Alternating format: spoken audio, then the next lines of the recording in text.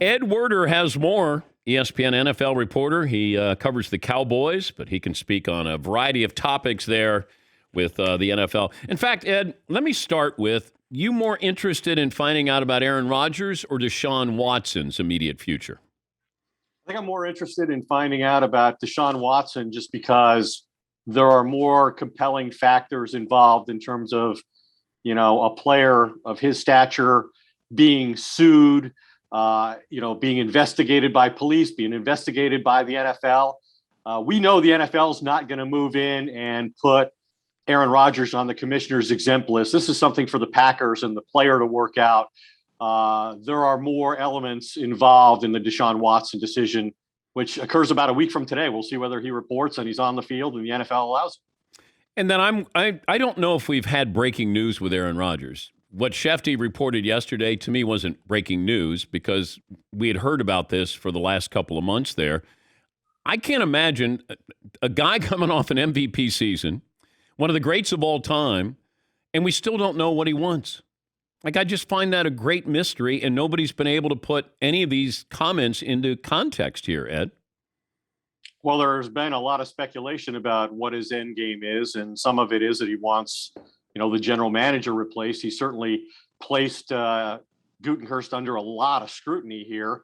And if the general manager were threatened by the possibility of getting fired because of Rodgers, it seems like he would have already moved Rodgers by now, to me. I think just observing what Aaron has said over the past few weeks when he's been in public situations at a couple different golf tournaments, I get the sense that he knows he can't win right now. He'll take the best outcome he can get, and I think he'll play for the Packers this year eventually.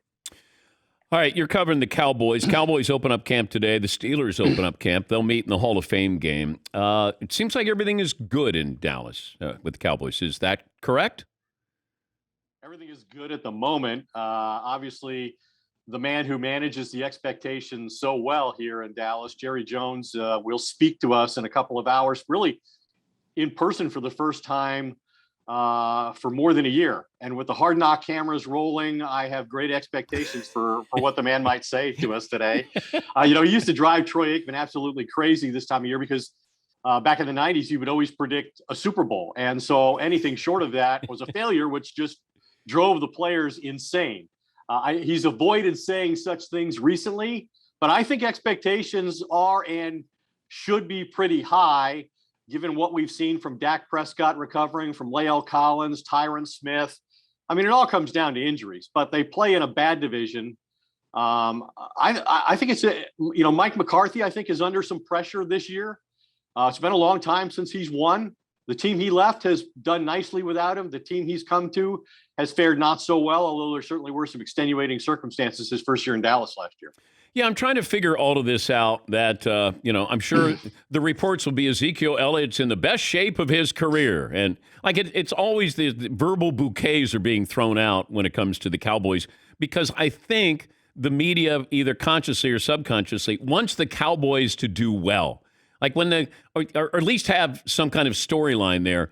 Did Jerry Jones make the decision that he wanted Hard Knocks?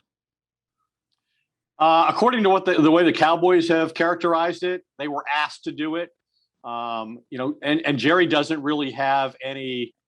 He's not revolted by the idea of his brand being out there and being at the forefront in the NFL. He thinks it helps the entire league if the Cowboys are capturing a lot of media attention.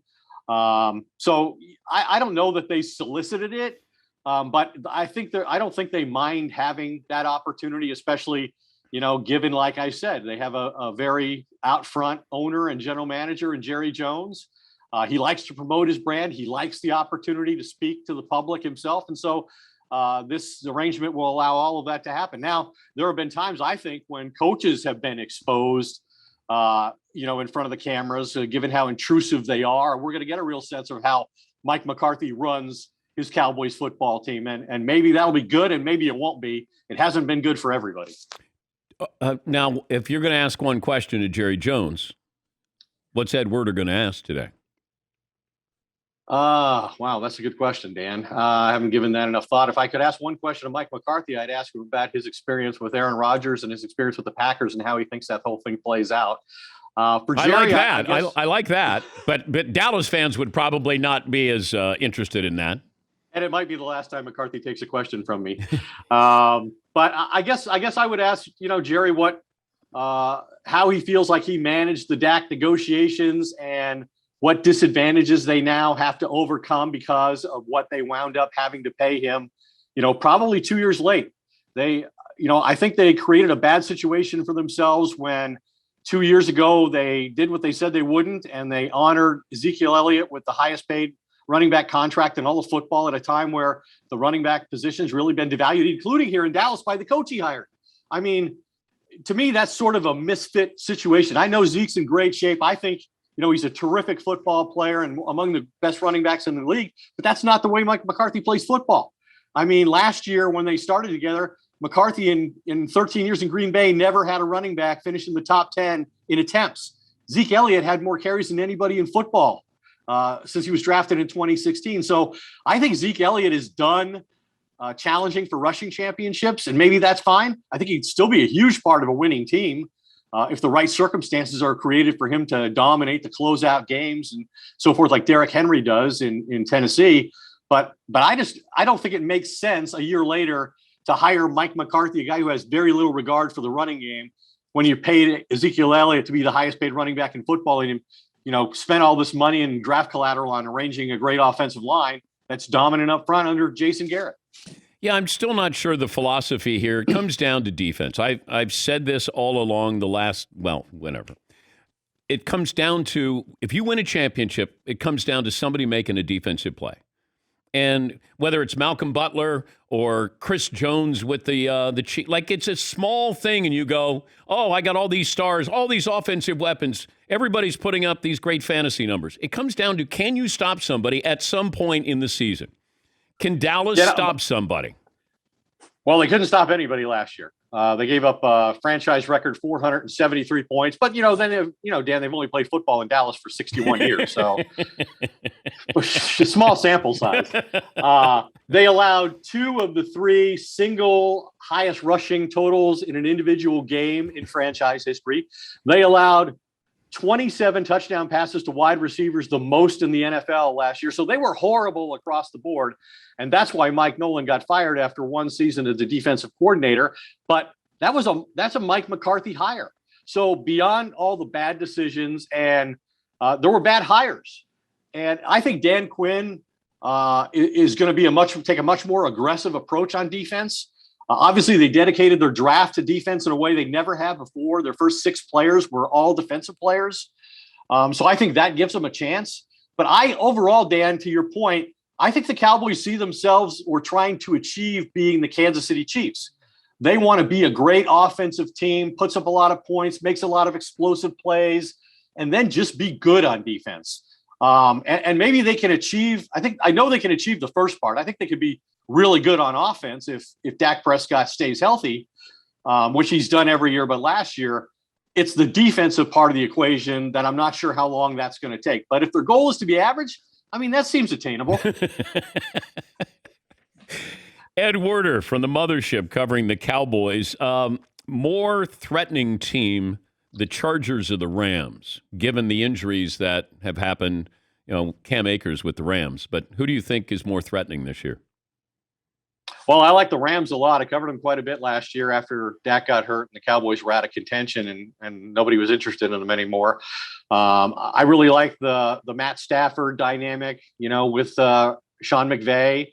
But the Akers injury is a really significant one in my mind, having watched him and how much he became a dominant factor in the offense the second half of the year. But you got to love the Chargers. They play in a tough situation in the division they're in. Hard to imagine them winning the division over the Chiefs. But the young quarterback is fantastic, and we'll see what effect the coaching change has there. They are a team that can be really good on defense and on the other side of the ball. So to answer your question, I guess I like the Chargers as a sleeper, but I think the Rams probably still have a better chance of winning their division. Cowboys played the Steelers in the Hall of Fame game. Your reaction when the Steelers decided to keep Ben Roethlisberger? A little surprising given his age and the sharp decline in his performance. I remember I covered the Cowboys game against the Steelers late last year, the Steelers were the last undefeated team in football, I think 11-0. And I thought it sounded ridiculous. I said this on somebody's radio show. I wasn't impressed with the Steelers at that time. The emphasis was on getting the ball out of Roethlisberger's hands quickly. They couldn't protect him. They couldn't run the football. I'm not entirely surprised they gave him one more shot, given what he's meant to the organization, and maybe given that they didn't think there was a better option out there in free agency. But I just don't know how well this is going to turn out for the Steelers this year. Yeah, I was surprised as well, unless they didn't see a quarterback that they could get or that graded out to what they wanted there. But and Ben wasn't helped out by those wide receivers. Now you bring in Harris from Alabama.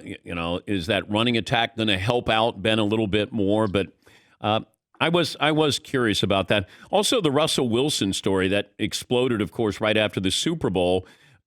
Do you think that the Seahawks are comfortable with Russell Wilson long term? I think so, but let's see how it plays out this year. I mean, he and Pete Carroll, from my understanding, have had a lot of really good dialogue about the circumstances that caused Russell Wilson to criticize the organization, having watched Tom Brady go win a Super Bowl with everything the Bucs did, to accommodate him and allow him to play his best football. I mean, at the start of last year, we were talking about what a dominant player Russell Wilson was, and he was the best player in the league. He was going to win MVP. Really, they failed themselves on the other side of the ball for the most part. They did become too one-dimensional. I mean, Pete Carroll, to me, is always going to emphasize balance and running the football to the best of his ability. So if Russell wants to just go out there and freelance, on a consistent basis, I don't know that that's going to be something Pete Carroll wants to move to. And I think Pete Carroll's established enough in that organization and the way they're structured with John Snyder as his general manager that, he could outlast Russell Wilson there should it come to that. I'll leave you with this. The Cowboys more likely to make the NFC title game or miss the playoffs? Well, they've done one a lot more often than they've done the other. So I'm going to say they're a lot more likely to miss the playoffs just because they haven't been in the championship game in 25 years. What would the fallout be if they don't make the playoffs this year? I don't know. I think it depends on the circumstances. I mean, Mike McCarthy has seen the team he left go to consecutive NFC championship games in his absence. I can tell you his record, over the last 2 years is really kind of bad. The last two full seasons he's had, his record in Dallas, 6-10, matched the fewest games that he won in a full season over 13 years in Green Bay. Now, there were extenuating circumstances, as I mentioned. He played 15 different offensive lines. He started 4 different quarterbacks. So it wasn't entirely his fault. Plus, all of the challenges that came with the pandemic and the limitations in the offseason for a first-year head coach. That being said, like I said, he made some bad hires. He coached some really bad games. Right from the start, the Rams season opener, but the Washington game on Thanksgiving Day, when they're 4 points down and he's running a fake punt, from on 4th and 11 from his own end of the field. I mean, he made Barry Switzer look like a game management genius at times. So I think McCarthy, to a certain extent, is coaching for his job. If what we just said is more likely actually happens, if they miss the playoffs for the 3rd straight year, depending on how it happens, I could certainly see Jerry making him the next Chan Gailey, which is the only coach he's ever fired after 2 years. Has Barry Switzer ever publicly thanked Jimmy Johnson for giving him gift wrapping a Super Bowl? Barry Switzer said to me not too long ago, he said, look, you don't have to give me credit for winning a Super Bowl and for building, a Super Bowl winning team, but at least I didn't screw it up. He says, there are other guys who would have gotten hired and would have screwed it up. I didn't screw it up. So I give him that much credit at least. Play nice today, Ed. We appreciate your time as always. Thanks for the opportunity, Dad. Good to talk to you. That's Ed Werder. Ed Werder has more. Whenever we would do SportsCenter, it'd be like, and Ed Werder has more. And then you'd throw it to Ed Werder, and then he would have a story on the Cowboys. Ed Werder has more.